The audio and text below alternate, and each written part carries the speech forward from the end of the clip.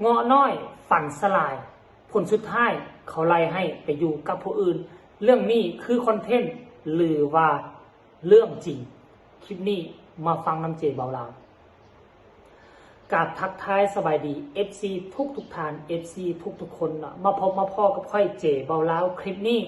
มีเรื่องราวข้อมูลข่าวสารเกี่ยวกับแวดวงการบันเทิงโดยเฉพาะคือวงการหมอลำเนาะเรื่องมันฮ้อนมันแห้งสู่สีกันกับอากาศเลยปัจจุบันนี้อากาศก็ฮ้อนก็แห้งจะแก้เครื่องเสื้อผ้าอยู่พุ่นแหละมันฮ้อนอีหลีแต่มันก็ยังบ่ฮ้อนทอข่าวดรา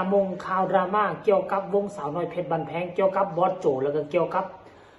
เงาะน้อยเห็นโพสต์มือเศร้านี่ก็คิดว่าเป็นโพสต์เรื่องราวเล่นสนอกท่านผู้ชมก็บ่คิดบ่ฝันว่าจะเป็นเรื่องจริงเรื่องแท้ประการใดเพราะว่าพวกเขาเจ้าค่อยก็ฮู้จักบอสโจดีคือบอสโจเป็นเจ้าพ่อคอนเทนต์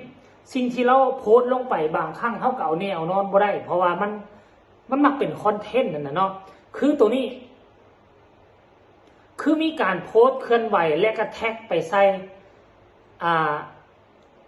มังกรชาแนลและผู้อื่นตึมๆเนาะท่านผู้ชมเพิ่นเขียนว่าจังไหนเพิ่นเคลื่อนไหวว่าจังไหนเดี๋ยวเจบ่ลาวจะอ่านเด้อ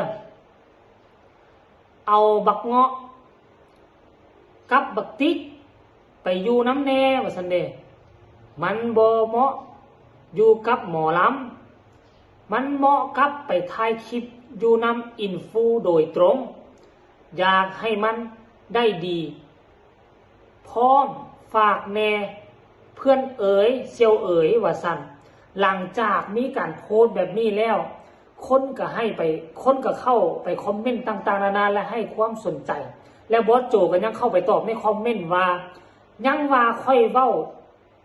เล่นยูตี้ว่าซั่นจริงจังเด้นี่เนาะอันนี้เรื่องจริงบ่จริงบ่ฮู้แล้วบัดนี้มีเงาะน้อยมาตอบบักล่าบ่ไปใส่เด้อบอสโจก็มาตอบว่าไปเพราะอันใดพ่อก็บอกพ่อก็สอนหมดละเฮ็ดคลิปก็เก่งแล้วตัวตนก็มีแล้วทำมาหากินได้แล้วไปอยู่น้ำพอเล่พอหย่องปังแท้รายได้เยอะกว่าอยู่กับพอแน่นอนบาทเนี่ยมันคือมาขัดแทนเงาะน้อยบ่ไปใส่ดอกท่านผู้ชมหลายคนหลังจากที่เห็นบอสโจเขียนแล้วนี่แล้วคอมเมนต์แล้วนี่แหละหลายคนก็ให้ความสนใจต่างก็ออกมาให้ความเห็นต่างๆนานาที่เข้าข้างเงาะน้อยสักส่วนใหญ่คือบ่อยากให้ไปใส่ท่านผู้ชมเนาะหลังจากนั้น20 กว่านาทีเนาะผ่านมานี่บอสโจก็แคปเอาการสนทนาการโทรหาคือเงาะน้อยได้โทรหาบอสโจแล้วบอสโจก็น่าจะได้รับหรือบ่แล้วก็ได้เขียนต่อไปว่าไปอยู่น้ำพอหย่องเนาะลูกสิได้ปังได้ดีกว่าอยู่น้ำพอ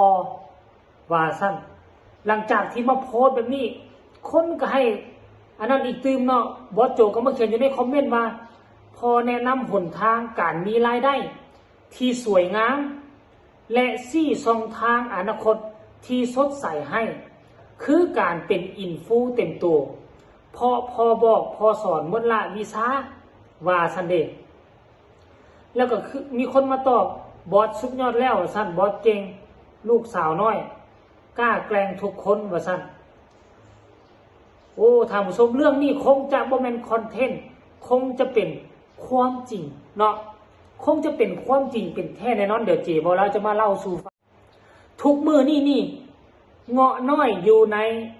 สาวน้อยเพชรบันแพงตอนเงาะน้อยมาสมัครมาออดิชั่นก็คือมาสมัครมาออดิชั่นเป็นนักร้องมาเป็นศิลปินคือเงาะน้อยอยากเป็นศิลปินอยู่ในวงหมอลำแต่ด้วยความว่าสีหน้าท่าทางและก็หน้าตาเงาะน้อยบ่เหมาะสมที่จะเป็นหมอลำซึ่งคนส่วนใหญ่บอกว่าแล้วนี่เพราะคนหน้าตาแบบนี้ที่จะมาเป็นนักร้องมีเพียงคนเดียวเท่านั้นอดีต40-50 ปีผ่านไปปัจจุบันนี้เพิ่นเสียชีวิตแล้วนอกจากผู้นั้นแล้วก็บ่เคยมีไผได้อัดพอกอัดแพงซึ่งเป็นคนหน้าตาลักษณะคล้ายๆเนาะนี่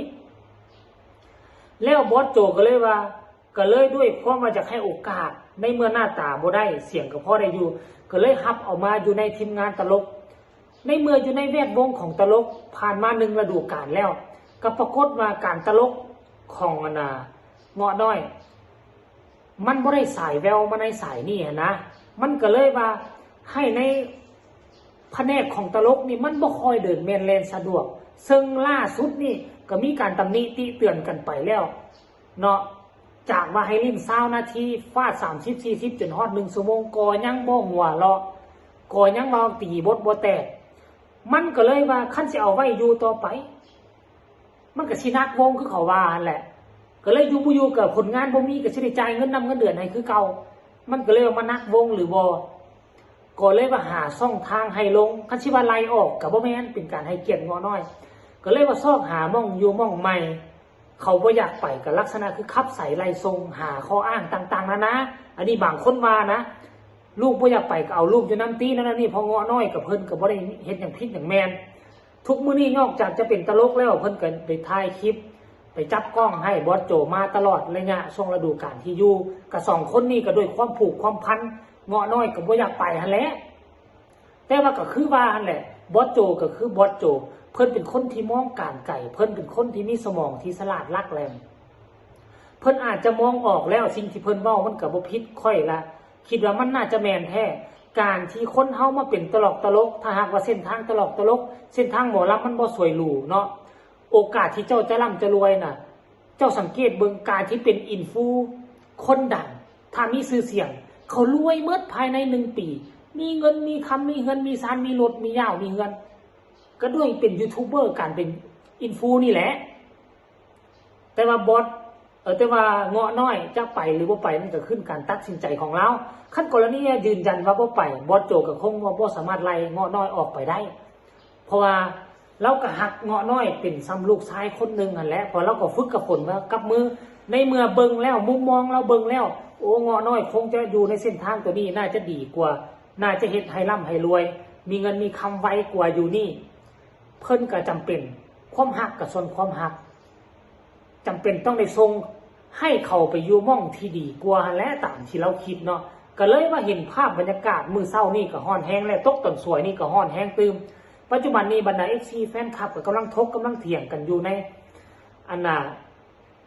คอมเมนต์อยู่ในโลกโซเชียลท่านผู้ชมเนาะแต่ว่าเขาต้องมาจับตาเบิ่งว่ามื้ออื่นมื้อฮื้อนี่การเคลื่อนไหวจะมีการเคลื่อนไหวจะมีการนิ่งติ่งคือจังไดบ่หรือว่าจะไปไทยบ่หรือแค่คอนเทนต์อันนี้ค่อยก็เป็นเพียงผู้นำเสนอข่าวเนาะเอาข้อมูลมาจากเพจหลักของบอสโจนั่นแล้วก็กับส่วนหนึ่งในใต้คอมเมนต์เอามากล่าวมาบอกมาเล่ากันเพียงซ้ำนี่ส่วนจะไปหรือว่าไปเฮามาติดตามเบิ่งมื้ออื่นมื้อฮื้อนี่เนาะคลิปนี้น่าจะฝากฝังไว้สำหรับใครมีคำตำหนิติชมคำคิดคำเห็นก็ส่งมาใต้คอมเมนต์ได้ฝากทุกคนกดไลค์กดแชร์กดติดตามเพื่อจะไม่พลาดในคลิปต่อไปที่สำคัญอย่ากดข้ามโฆษณาพบกันใหม่ในคลิปหน้าสำหรับคลิปนี้ขอกล่าวคำว่าสบายดี